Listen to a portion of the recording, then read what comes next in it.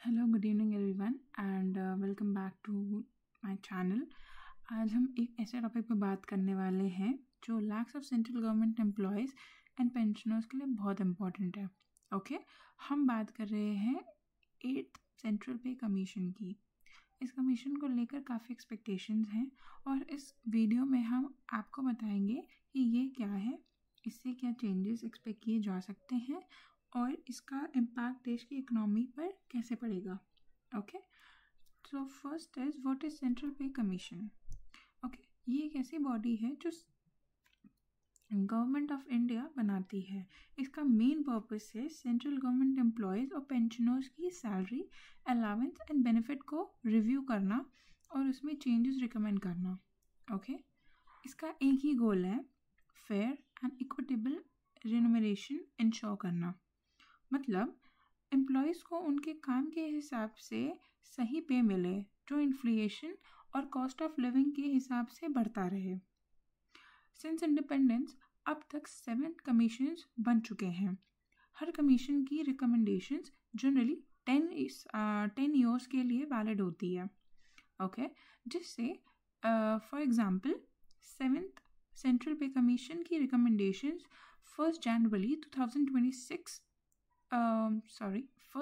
2016 से लागू हुई थी। इसलिए अब 8th सेंट्रल पे कमीशन की बारी 2026 के अराउंड आने की उम्मीद है। एंड इसमें की कंसिडरेशंस जो हैं वो है जब कमीशन अपनी रिकमेंडेशन बनाती है, जब कमीशन अपनी रिकमेंडेशंस बनाती हैं तो वो कई फैक्टर्स को कंसिडर करती हैं। ये कोई सिंपल काम नहीं है, ओके, बल्कि एक डेलिकेट बैलेंसिंग एक्ट है। सबसे पहले वो इन्फ्लेशन रेट और प्रिवेलिंग मार्केट सैलरीज को देखती है, यानी प्राइवेट सेक्टर में क्या सैलरीज चल रही हैं और महंगाई कितनी बढ़ रही है। दूसरा, गवर्नमेंट की फिजिकल कैपेसिटी भी देखी जाती है, क्या गवर्नमेंट के पास कितने फंड्स हैं कि वो रिकमेंडेशंस को इम्प्लीमेंट कर सके। तीसरा और सबसे इम्पोर्टेंट, कमीशन को पब्लिक सर्विस में टैलेंट को अट्रैक्ट और रिटेन करने की ज़रूरत को भी समझना होता है। फेयर कंपनसेशन, मोरल बढ़ते हैं, ओके, और प्रोडक्टिविटी मेंटेन करती है। इसका मतलब है कि कमीशन को एम्प्लॉयज़ की ज़रूरतों और देश की फाइनेंशियल हेल्थ के बीच एक बैलेंस बनाना होता है। Okay, like expected changes. Okay, अब सबसे इम्पोर्टेंट पार्ट पर आते हैं। Okay, this is the important part also.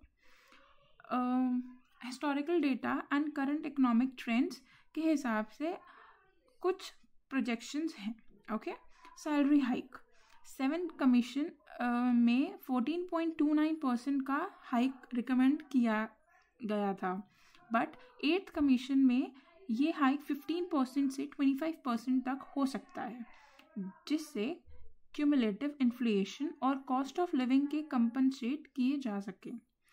The fitment factor, ये एक क्रिटिकल एलिमेंट है। फिटमेंट फैक्टर एक मल्टीप्लायर होता है जो एग्जिस्टिंग बेसिक पे को नई पे में कन्वर्ट करता है। ओके, फॉर एग्जांपल, अगर किसी एम्प्लॉय की करंट पे बेसिक पे 20,000 है और 8th CPC के का फिटमेंट फैक्टर 2.8 है, तो उनकी न्यू बेसिक पे होगी लाइक 20,000 इंटू 2.8 इक्वल्स टू 56,000 हो जाएगी। अलाउंस, बेसिक पे के अलावा वेरियस अलाउंस जैसे कि dearness TA and house rent allowance HRA को भी रिवाइज किया जाएगा ताकि ये वो revised cost of living index से मैच करें। ओके, अब आते हैं इस ये सिर्फ क्या बोलते हैं, real estate banking etcetera the connection to the CPC। Okay, दोस्तों, ये सिर्फ गवर्नमेंट एम्प्लॉयज़ की बात नहीं है। ओके, इस कमीशन को का इम्पैक्ट पूरी कंट्री पर पड़ता है, लाइक इकोनॉमिक स्टिमुलस।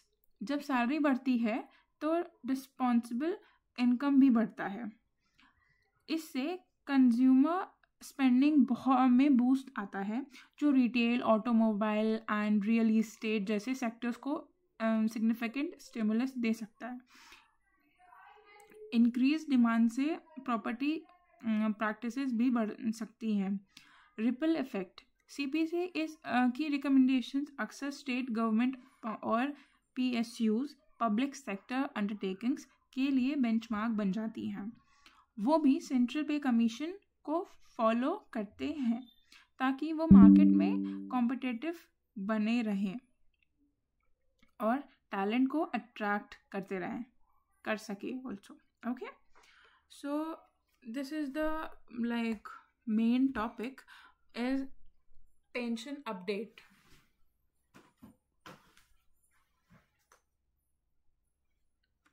सो इन पेंशन अपडेट्स लाइक सिर्फ एम्प्लॉयज़ की नहीं, पेंशनर्स के लिए भी 8th CPC बहुत इम्पॉर्टेंट है। Okay, like commission retired government employees के फाइनेंशियल वेलबींग को भी इंश्योर करती है। Like pension revision formula, pension revise के लिए एक नया फार्मूला है, फिटमेंट फैक्टर एक्सपेक्ट किया जा रहा है। इसका मकसद ओल्ड एंड न्यू पेंशनर्स के बीच के गैप को फिल करना है। ओके, डियरनेस रिलीफ, इसका है एम्प्लॉयज़ के डीए की तरह पेंशनर्स के लिए डियरनेस रिलीफ को भी इन्फ्लेशन के हिसाब से अपडेट किया जाएगा। Okay, other benefits, gratuity limits और फैमिली पेंशन्स प्रोविजंस में भी इंक्रीजेस हो सकते हैं। साथ ही उनके हेल्थ केयर बेनिफिट भी इम्प्रूवमेंट की उम्मीद है, ओके, पेंशनर्स की फाइनेंशियल सिक्योरिटी को इंश्योर करना एक बहुत बड़ा मोरल एंड सोशल इम्पेरेटिव है। Okay, and potential changes and delays. Okay, so लेकिन दोस्तों इस प्रोसेस में कुछ चेंजेस भी हैं। फिजिकल कंस्ट्रेंट्स रिकमेंडेशन को इम्प्लीमेंट करने के लिए बड़े बजटरी एलोकेशंस की ज़रूरत होती है। अगर इकॉनमी स्लो है तो ये गवर्नमेंट के लिए एक चैलेंज बन सकता है। ओके, इन्फ्लेशनरी कंसर्न, बड़े पे हाइक्स से इन्फ्लेशनरी प्रेशर्स भी बढ़ सकते हैं।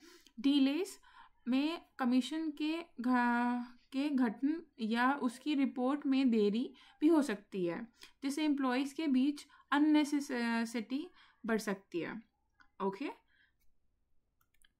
लाइक इम्पैक्ट क्या होगा इसका, लाइक पीएसयू का government on state government and PSU के ऊपर।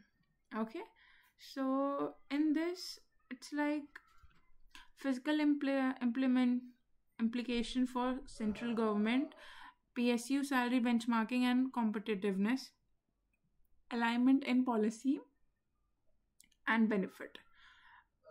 इसमें ये है कि like the state government often follow the CPC's recommendation to maintain parity with central services.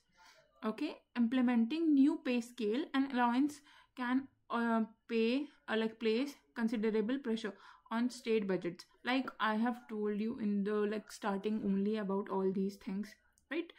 And the wider economic impact बताती हूँ इसका। like इसका जो वाइडर इकोनॉमिक इम्पैक्ट पड़ेगा वो ये है कि like a national ripple effect. Okay, like इसमें है तो CPC recommendations have a much wider impact than just a government employees. The recommendation can influence salaries in state government and public sector undertaking. Okay, boosting compensation and national financial health. Okay, like ये मतलब CPC जो 8th CPC है वो अक्सर पूरे देश पर पड़ेगा। मतलब इसका असर पूरे देश पे पड़ेगा। इसकी जो रिकमेंडेशन से स्टेट गवर्नमेंट है एंड PSUs हैं, इनमें भी सैलरी बदल सकती है। ओके, जिससे इकोनॉमी में बूस्ट आएगा।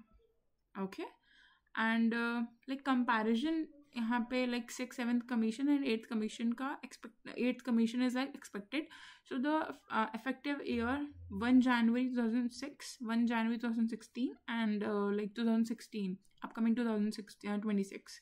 ओके, इसमें जो मिनिमम पे है वो 7,000 था, देन 18 हुआ, now it can be 26,000। Okay, likely. Okay, fitment factor 1.6 था, then 1.86, then it was 2.57, now it can be 2.8 to 3.3। okay, overall salary hike जो हो थी पहले it was approx 20%, फिर हुआ 14.29, अभी expect किया जा सकता है। okay, so in conclusion it's कि like this final slide summarizes the main points that it states that the 8th Central Pay Commission is a pivotal mechanism for modernizing the compensation framework, ensuring financial well-being for employees and pensioners, and balancing process with pragmatism। Okay, it means जो इसमें बताया है like पूरी slide में जो मैंने चीज़ें बताई 8th कमीशन की, ये सरकारी एम्प्लॉयज़ की सैलरी को मॉडर्नाइज करने और उनकी फाइनेंशियल वेल बीइंग इंश्योर करने का एक इम्पॉर्टेंट मैकेनिज्म है। Okay, and thank you so much, and please like, share and subscribe. Thank you.